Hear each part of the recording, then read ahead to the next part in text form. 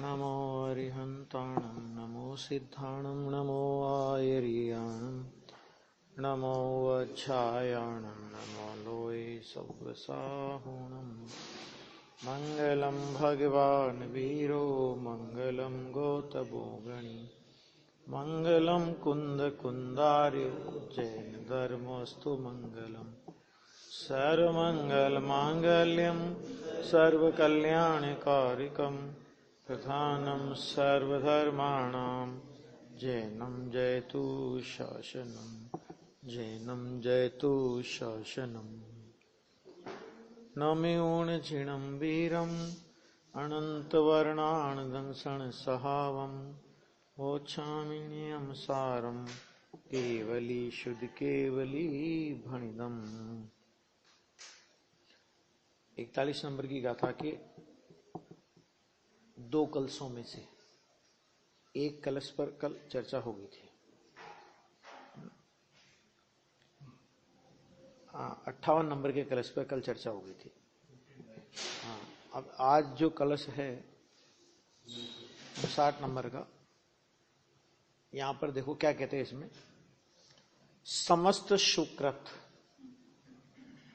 अर्थात शुभ कर्म, 4 भाव की चर्चा आई ना, कि परम पारिणामिक भाव 4 भाव से रहित है और पंचम पारिणामिक भाव की भावना से मुमुक्षु मोक्ष में जाते हैं, जाते थे और जाएंगे, ये सब चर्चा की। तो उसके बाद ये कलश में कहते हैं कि समस्त सुकृत अर्थात शुभ कर्म। शुभ कर्म का मतलब हम समझ ही गए, सब पुण्य परिणाम, जैसे कषाय की मंदता रूप परिणाम कहते हैं। वो कहते हैं भोगियों के भोग का मूल है। देखो कितना गजब का है। क्या है वो? कि भोगियों के भोग का मूल है वो। इसका मतलब क्या हुआ कि वो भोग मिलेगा उससे। भोगियों के भोग का मूल क्या है? कि मूल है वो सुख, उससे भोग सामग्री मिलेगी, 5 इंद्रियों के अनुकूल विषय मिलेंगे, स्वभाव नहीं मिलेगा। 2 बातें होगी ना। भोगियों के भोग का मूल है, इसका मतलब क्या? योगियों के योग का मूल नहीं है। इसका दूसरा लो अर्थ तो है? समस्त, और फिर क्या लिखा उसमें? समस्त सुकृत, एक लाइन से सारे, किसी भी स्तर का हो, सम्य दृष्टि के स्तर का हो, श्रावक के स्तर का हो, मुनिराज के स्तर का हो, और आगे बोले तो मिथ्या दृष्टि का हो, सभी आ गया। ज्ञानी का आ गया तो फिर अज्ञानी की तो गिनती क्या करना है। तो समस्त सुकृत भोगियों के भोग का मूल है। फिर क्या कहते हैं? परम तत्व के अभ्यास में निष्णात चित्त वाले मुनीश्वर। क्या होता है? मुनिराज कैसे होते हैं? कि जो परम तत्व के अभ्यास में निष्णात हैं। निष्णात का मतलब जिसे समझते ना अपन, निष्णात मतलब निपुण, ऐसे निपुण हो गए वो कि आत्मा की अनुभूति में जाने के लिए माना उन्हें कोई तैयारी नहीं करनी पड़ती, उनके लिए खेल खेल के में काम हो जाता है। तो ऐसे जिनका तत्व, जो परम तत्व के अभ्यास में निष्णात हो गए हैं, ऐसे चित्त वाले, निष्णात चित्त वाले मुनीश्वर भाव से विमुक्त होने हेतु, अगर भव से छूटना है तो, भव से विमुक्त यानी सर्वथा प्रकार से भव में सभी आ गए, लेकिन यहां तो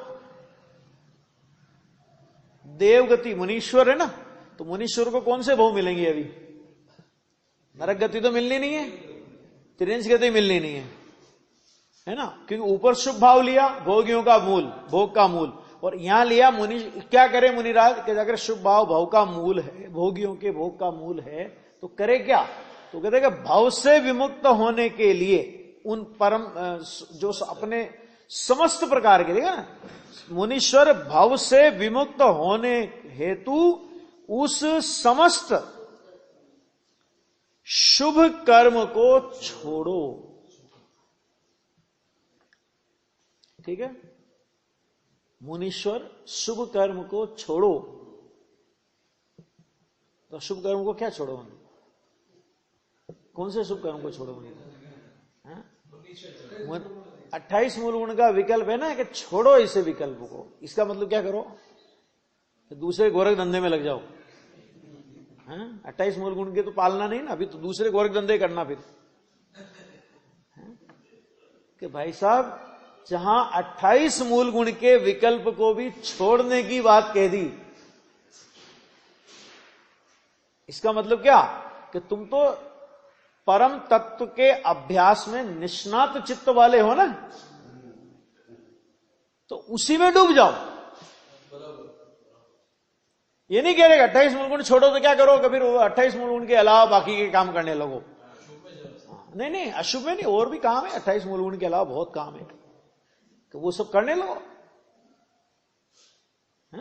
वो नहीं, अरे 28 मन देखो, मैंने समझना बात को, एक बहुत इसमें गहरी बात है कि मुनिराज की भूमिका के योग्य विकल्प हैं, उनको भी छुड़ाने की बात करते हैं। तो कहेगा वो तो मुनिराज, अरे भूमिका के योग्य विकल्प का मतलब ये नहीं कि मुनिराज की भूमिका में अनिवार्य विकल्प है। वो योग्य का विकल्प इतना कि अगर विकल्प आएगा तो इस जाति का आएगा।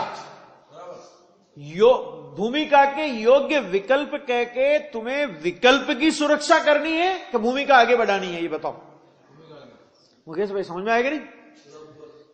ये तो भूमिका के योग्य है, ये तो भूमिका के योग्य है, तो ये विकल्प भूमिका के योग्य है, ये कह करके तुम्हें इन विकल्पों को सुरक्षित करना है या अपनी भूमिका को आगे बढ़ा करके इन विकल्पों का अभाव करना है, ये बताओ।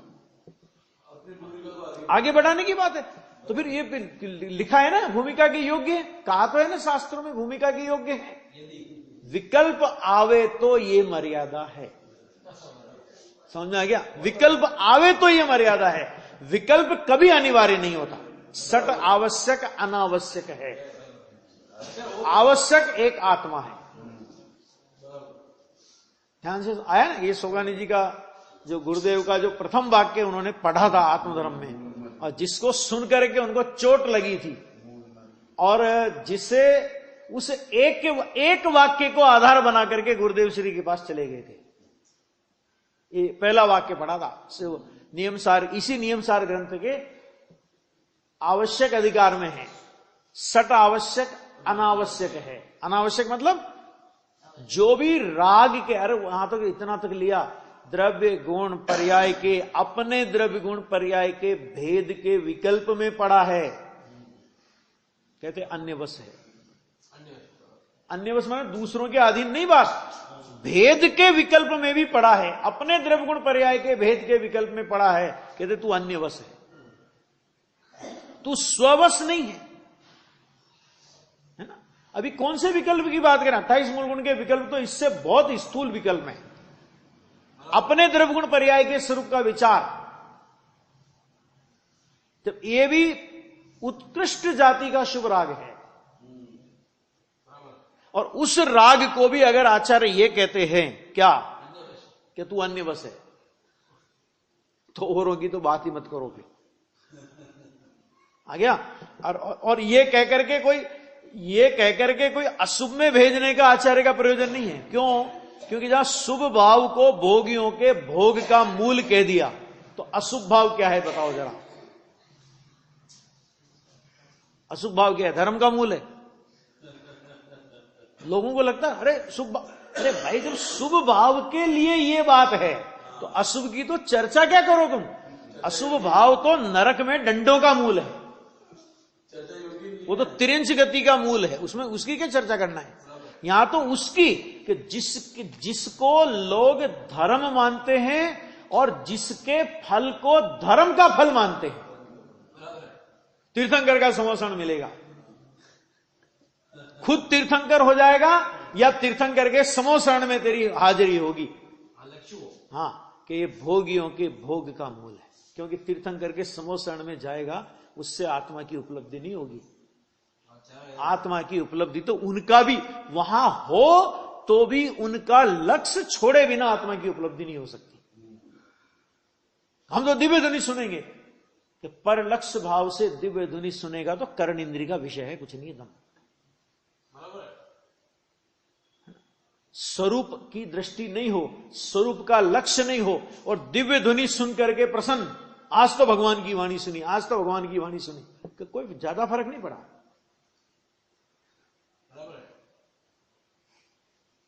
वो भी एक कर्ण इंद्री का विषय बन गया तेरे लिए। क्यों? क्योंकि शुद्धात्मा का लक्ष्य नहीं है। वो दिव्य ध्वनि जिस शुद्धात्मा के लक्ष्य की बात करती है, उस शुद्धात्मा का लक्ष्य ना हो तो दिव्य ध्वनि भी कर्ण इंद्री के विषय से ज्यादा कुछ नहीं है। बात चोट पड़े ऐसी है ना। खाली पाप के विषय ही विषय नहीं होते, पुण्य के विषयभूत भी विषय होते हैं।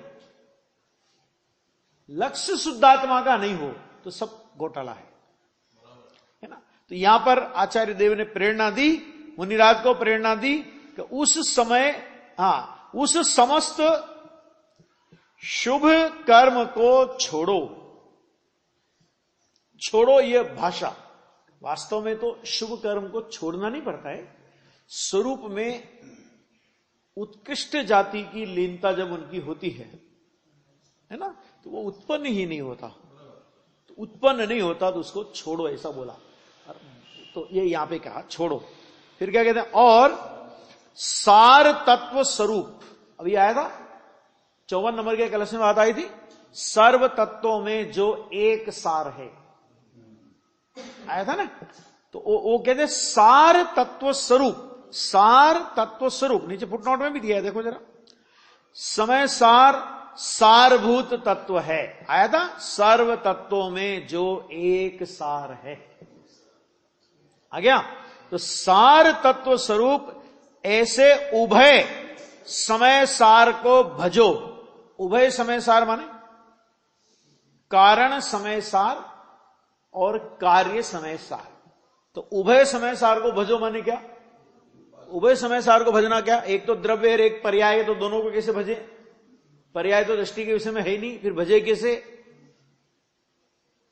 उभय समय सार को भजने का मतलब ये कि कारण समय सार की दृष्टि करके कार्य समय सार रूप दशा को प्रकट करो, इसका नाम है उभय समय सार को भजो। आ गया? कारण समय सार में लीनता करके कार्य समय सार की दृष्टि प्रकट करो, इसका नाम है उभय समय सार को भजो।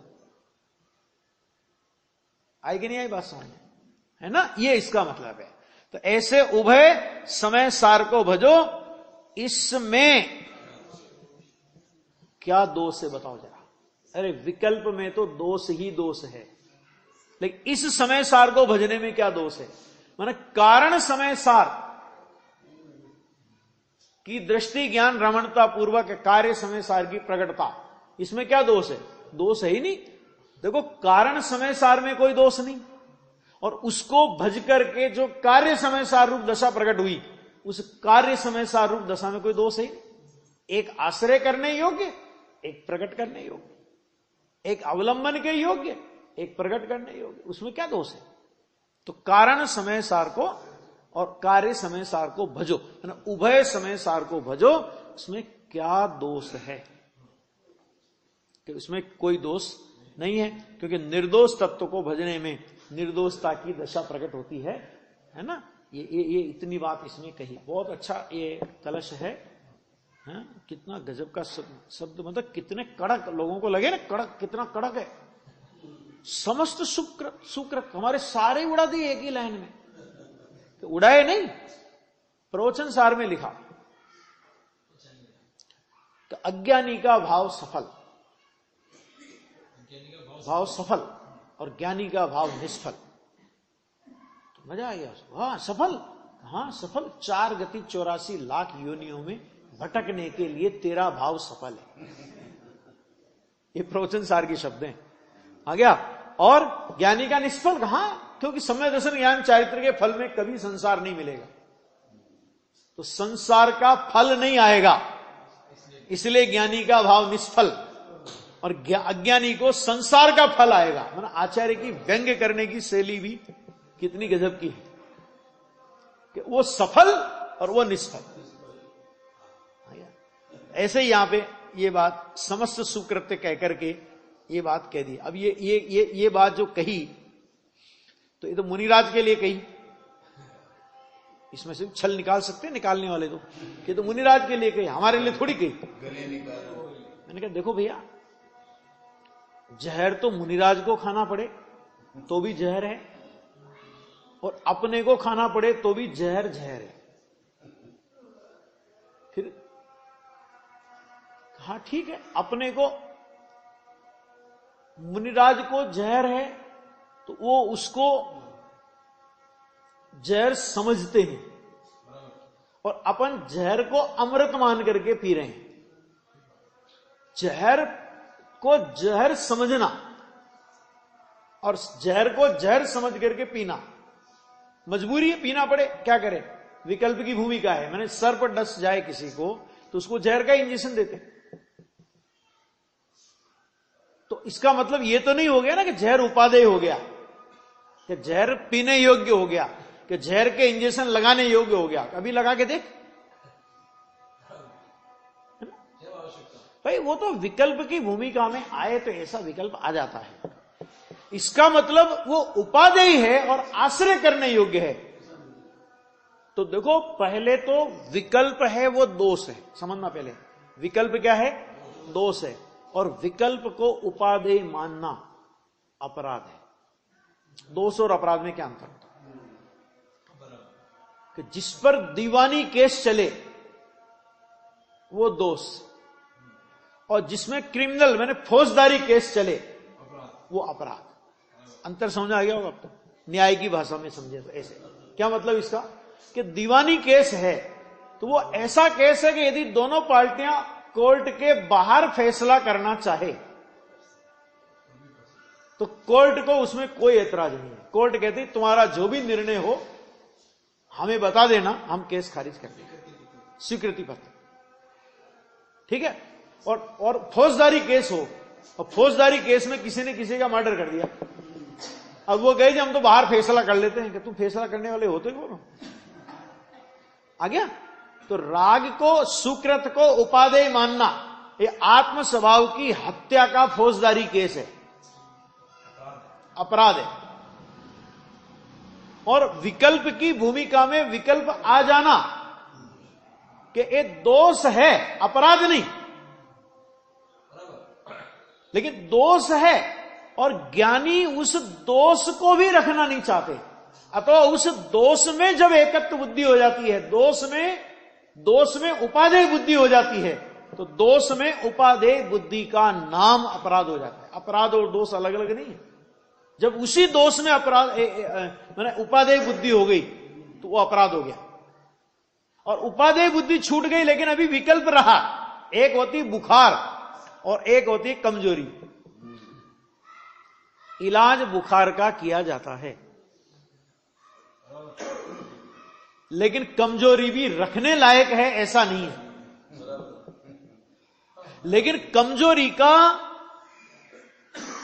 सीधे सीधे कोई इलाज नहीं होता। कमजोरी कुछ काल में अपने आप जाती है ना। तो डॉक्टर देते हैं ना कैप्सूल बिकासूल वगैरह के, तो वो तो तुम्हारी मन की तसल्ली को देते हैं। बिकासूल में ताकत होती तो फिर एक दिन में एक ही क्यों खाना?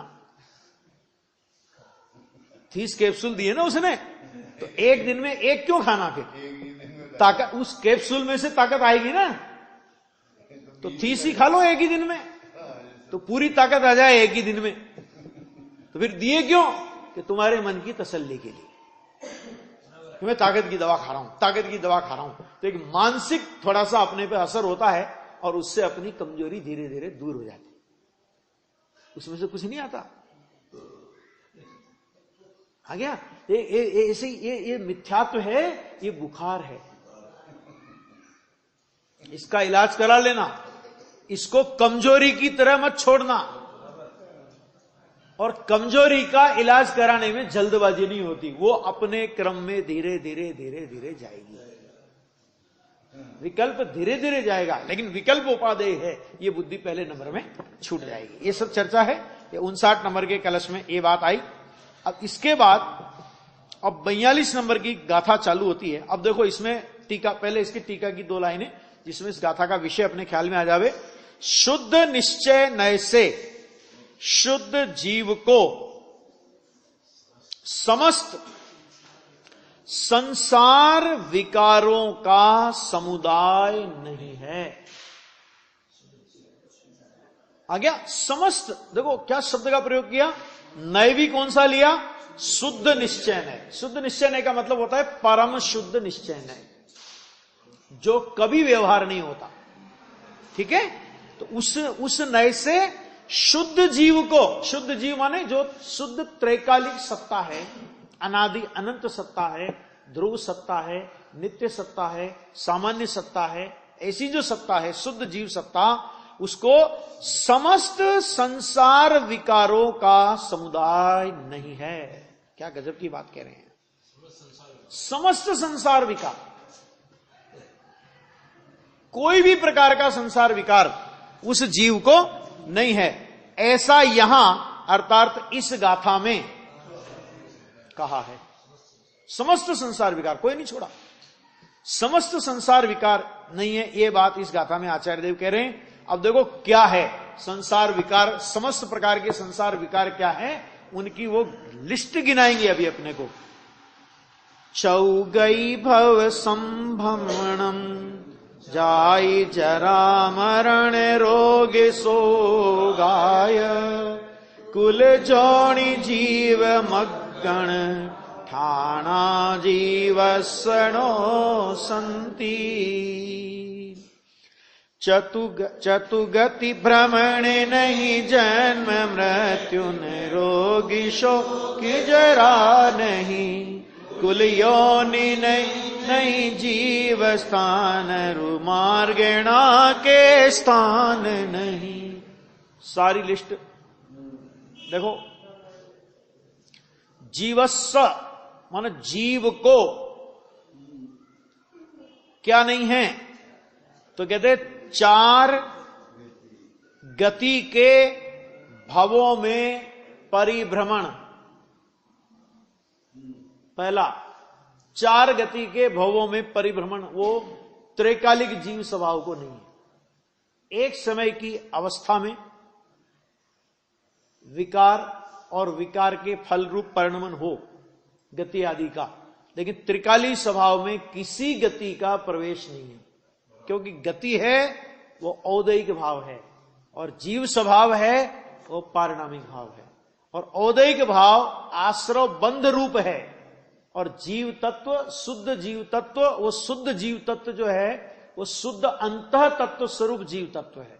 तो जीव तत्व में आश्रव बंध का अभाव, जीव तत्व में परम पारिणामिक भाव में औदैहिक भाव का अभाव, इसलिए जीव में क्या नहीं है, तो उन्होंने कहा कि चार गति के भवों में परिभ्रमण। फिर छडाला का क्या करेंगे, छडाला में तो पहली डाल में क्या लिखा, तो चार गति में भोगे गए दुख, और वो पूरा का पूरा वर्णन पंडित दौलत राम जी ने कार्तिकेय अनुप्रेक्षा में से लिया है। संसार भावना का वर्णन है ना वहां पे, तो उसमें से सारा वर्णन लिया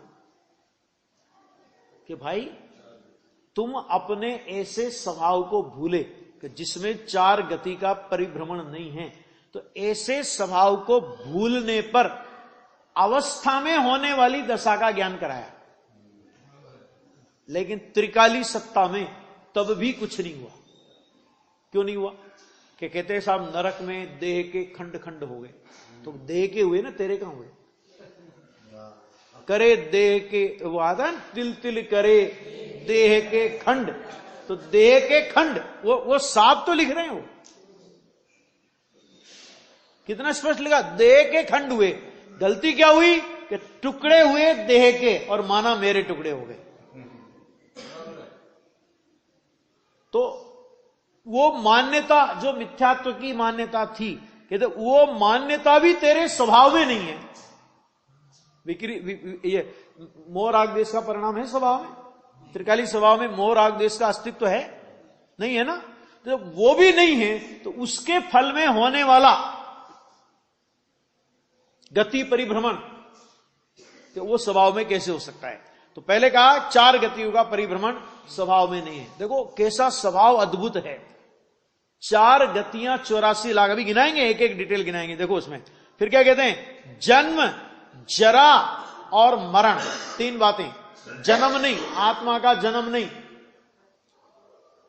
आत्मा का मरण नहीं, आत्मा को बूढ़ापा नहीं।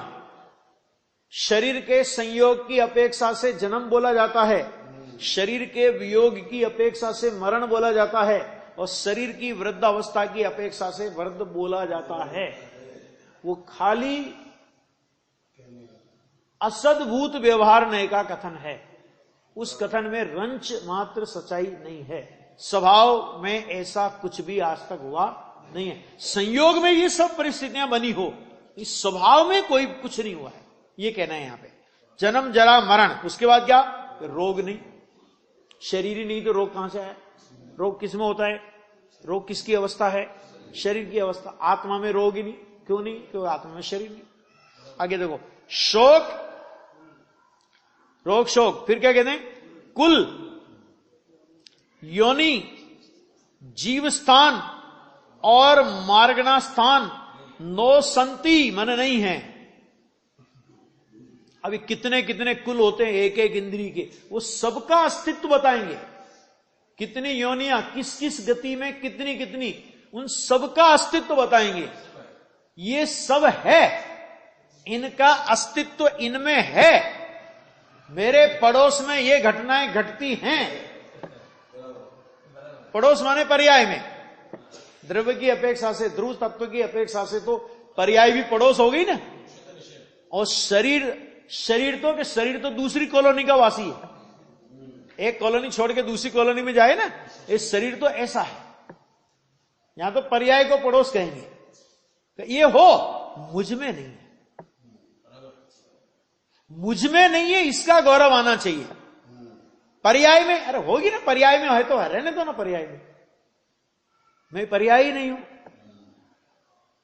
मैं तो ध्रुव सत्ता हूं, अनादि अनंत सत्ता हूं।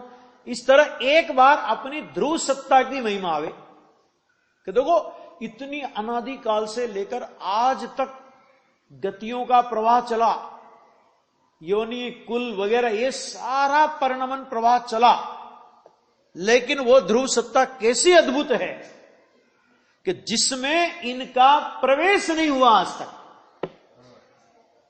ऐसी ध्रुव सत्ता की यहां पे चर्चा कर रहे हैं। आ गया? क्यों? क्योंकि अपन लोग बहुभाग गतियों से, गतियों के दुखों से, इनसे परिचित हैं। तो ये बात अपने को एकदम अटपटी लगे कि वाह साहब कैसी बातें कर रहे हो।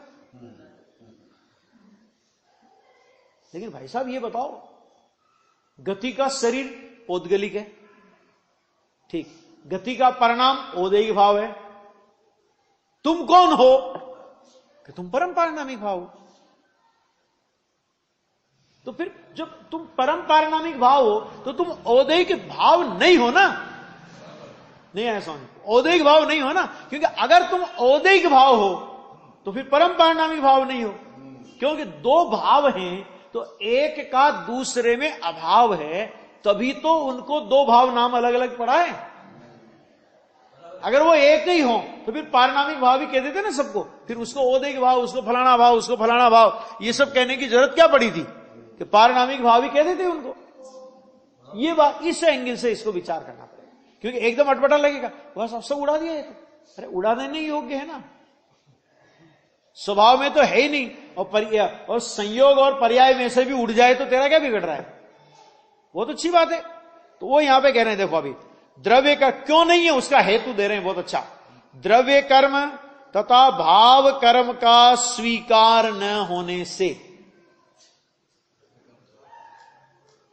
द्रव्य कर्म और भाव कर्म। द्रव्य कर्म माने ज्ञानावर्णादि 8 कर्म, भाव कर्म माने मोह राग द्वेषादि, ये कर्म हैं।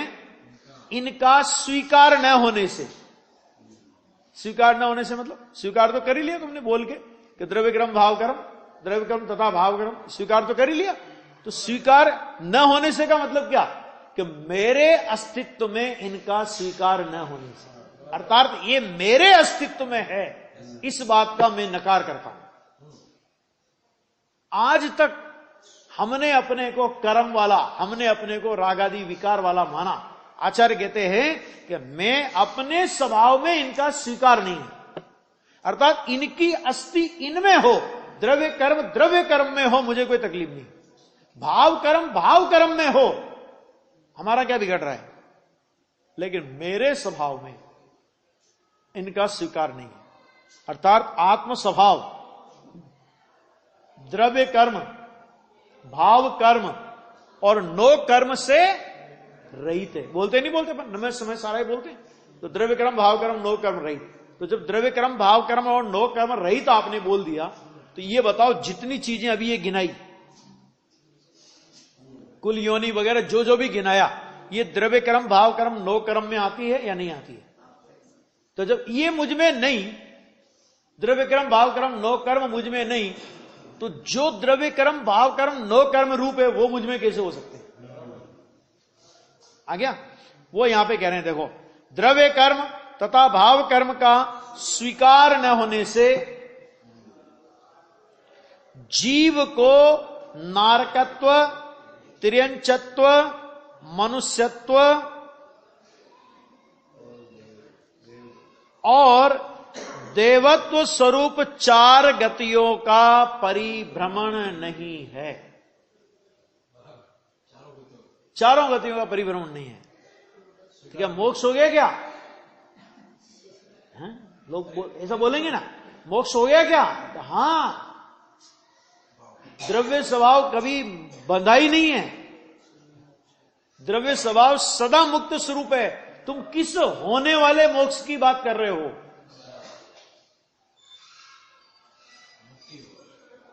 स्वभाव तो अनादि अनंत मुक्त स्वरूप है। तो द्रव्य कर्म, भाव कर्म, नो कर्म का स्वीकार नहीं होने से इन 4 गतियों का परिभ्रमण नहीं है।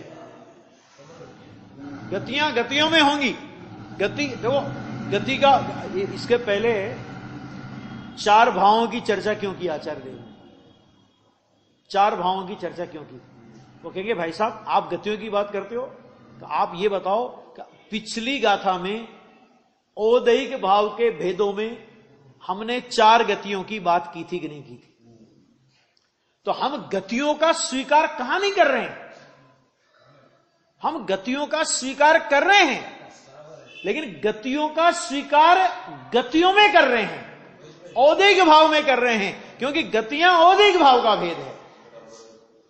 जैसे अपन बोलते नहीं बोलते कि परमाणु के कितने भेद, पुद्गल के कितने भेद? कि 2 भेद। कौन कौन से? कि परमाणु और स्कंद। और फिर कोई पूछे कि तुम परमाणु हो कि स्कंद हो, तो क्या उत्तर देंगे अपन? कि परमाणु और स्कंद पुद्गल के भेद हैं और मैं पुद्गल नहीं हूं, इसलिए मैं इन दोनों में से कुछ नहीं हूं। तो इसी तरह जब 4 गतियों को औदैहिक भाव के भेदों में गिना दिया, और 4 भाव के कितने कितने भेद होते हैं, इसीलिए क्योंकि ये बातें आगे आने वाली थी, तो बार बार विकल्प अपने चित्त में खड़ा नहीं होवे, तो उनने कहा कि तुम ये बताओ कि ये गतियां किस भाव का भेद है और तुम कौन से भाव हो? तो जब गतियां औदैहिक भाव का भेद है, तो गतियों का स्वीकार औदैहिक भाव में करो, पारणामिक भाव में गतियों का स्वीकार नहीं हो सकता। पारणामिक भाव औदैहिक भाव रूप नहीं है और औदैहिक भाव पारणामिक भाव रूप नहीं है, इसलिए औदैहिक भाव में जो आएगा वो पारणामिक भाव में नहीं आएगा। अगर औदैहिक भाव में जो है उसे तुम पारणामिक भाव में स्वीकार करो, तो तुमने औदैहिक भाव का भी नाश किया और पारणामिक भाव का भी नाश किया। नाश किया मतलब नाश करके क्षायिक भाव प्रकट करने वाला नाश नहीं, औदैहिक भाव की सत्ता का निषेध किया। नाश का मतलब निषेध, और पारणामिक भाव की सत्ता का भी निषेध किया। आ गया? तो पहला उड़ाया 4 गतियों को, और उसमें हेतु क्या दिया? हेतु क्या दिया? द्रव्य कर्म और भाव कर्म का स्वीकार न होने से। शब्द देखो आचार्य के, मेरे में द्रव्य कर्म भाव कर्म है ही नहीं। जब है ही नहीं तो ये गतियां और गतियों के शरीर, नो कर्म। गतियां औदिक भाव और गतियों के शरीर नो कर्म, ये भी मुझ में नहीं है। गति रहित पर्याय में होना हो तो ऐसे गति रहित स्वभाव की भावना से हो सकता है। गति रहित स्वभाव की भावना नहीं करे ना तो वो नहीं हो सकता। फिर गति रहित, गति रहित कब होगा?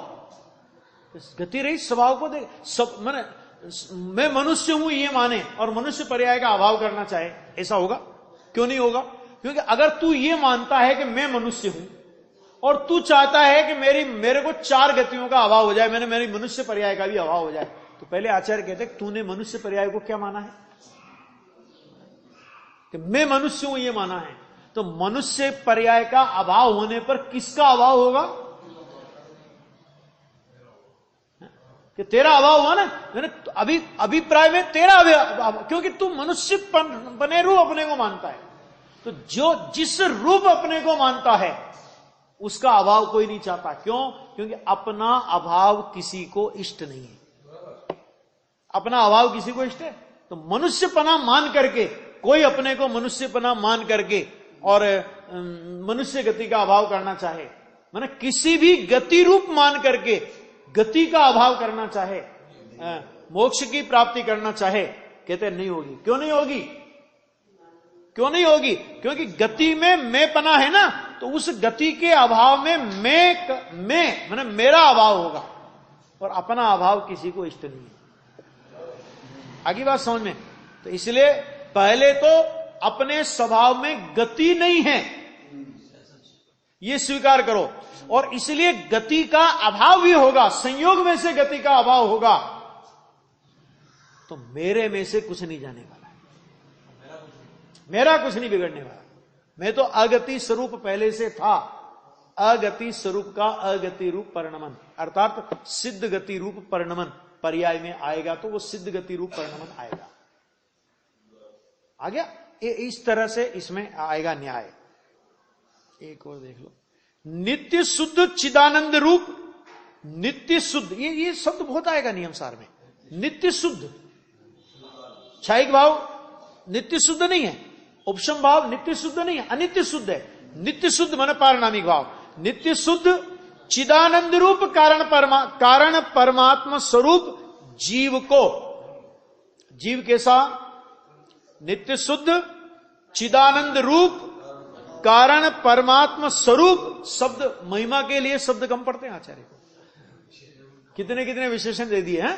नित्य शुद्ध चिदानंद रूप कारण परमात्मा स्वरूप जीव को द्रव्य कर्म तथा भाव कर्म के ग्रहण के योग्य।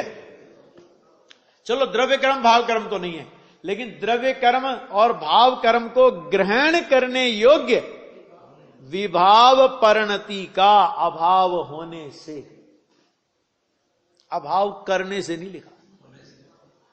क्यों? क्योंकि नित्य शुद्ध कह रहे हैं उधर, मतलब वो अभाव भी उसमें नित्य ही है कि जो द्रव्य कर्म को ग्रहण करे। कौन सी कर्म को? कि द्रव्य कर्म तथा भाव कर्म के ग्रहण के योग्य विभाव परिणति का अभाव होने से जन्म जरा मरण रोग और शोक नहीं है। ऐसी ध्रुव सत्ता है भाई साहब। एक बार ऐसी ध्रुव सत्ता का लक्ष्य जब तक नहीं हो, है ना आचार्य अब जब ये बात करते हैं ना बार बार, अरे पर्याय में तो है ना, लेकिन व्यवहार ठीक है, शुद्ध नहीं से नहीं है, व्यवहार से तो एक नहीं। वजन इधर जाता है हमारा, व्यवहार से तो एक नहीं, शुद्ध नहीं से नहीं, व्यवहार से तो एक नहीं। वजन उल्टा होना चाहिए, व्यवहार से कहा होगा, शुद्ध नहीं से तो नहीं है ना, वजन होना चाहिए यूं, और हमारा वजन किधर जाएगा? और ठीक है निश्चय से नहीं, वो तो निश्चय की बात है। निश्चय की बात तो इसको ऐसा लगता है जैसे मुंह में वो निबोली रख दी वो कड़ी। अरे निश्चय की बात है माने, निश्चय की बात है माने वो परम सत्य बात है और वही विश्वास के योग्य है। क्षण क्षण में बदलने वाला व्यवहार विश्वास के योग्य नहीं है। अभी कुछ कहे, कभी कुछ कहे, कभी कुछ कहे, कभी कुछ कहे, कभी कुछ कहे। जितनी बार व्यवहार के बोल उठाओगे उतनी बार व्यवहार के बोल बदले हुए मिलेंगे। तो जो हर क्षण बदले अपनी बात को, वो विश्वास के योग्य नहीं है। और जो कभी नहीं बदले, तुम कभी भी पूछो स्वभाव कैसा,